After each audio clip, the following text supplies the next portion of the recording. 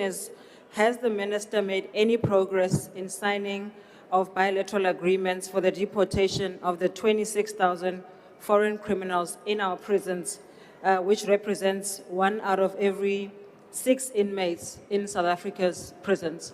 Thank you. The Honourable Minister. Thank you, Honourable Deputy Speaker.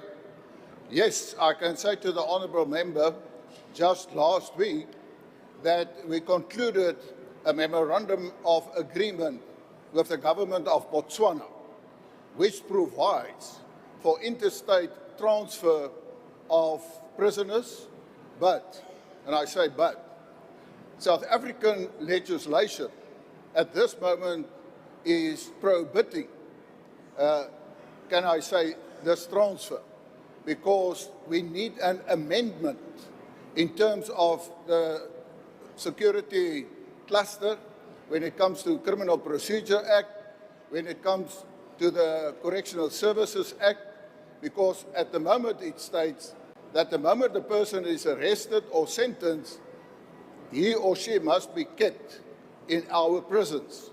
Now, we are in the process amending that.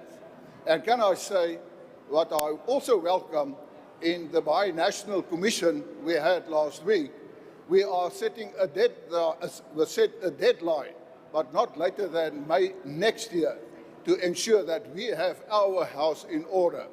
I would also like to extend it to the other countries, for instance, Zimbabwe, Mozambique, Namibia, and even other countries, but those are the major countries. But it is a negotiating process, and I do believe we can succeed, and then we can send, as you mentioned, 26,500, they differ from time to time, that they can be sent back to their country of origin.